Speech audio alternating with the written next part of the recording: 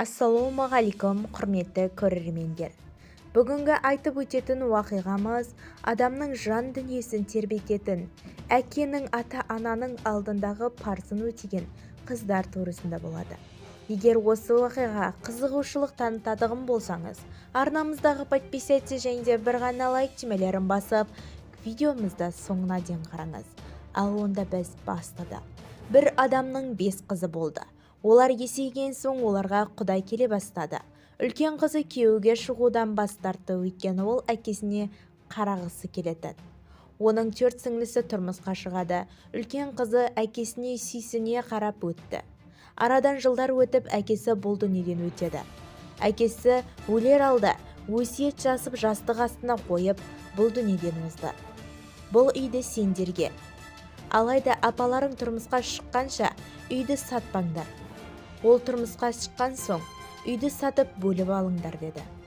Олар әкесінің өсиетін орындамай, үйді тезірек сатып ақшасын ортадан бөлгісі келді.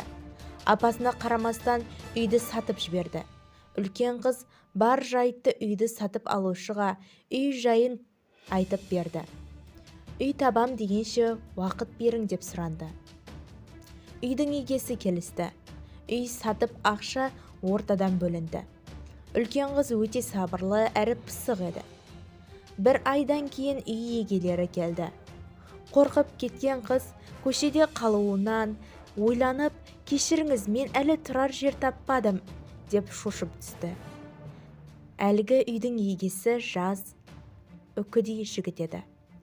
Мен басқа мақсатта келдім. Мен бұл үйді сенің атыңа өткізіп бермекші едім. Егер қаласаң, бұны саған махыр есебінде саған берейін, сырға тартайын, деді жігіт.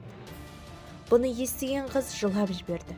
Алла тағала оның жасаған жақсы амалдарын ұмытқан жоқ.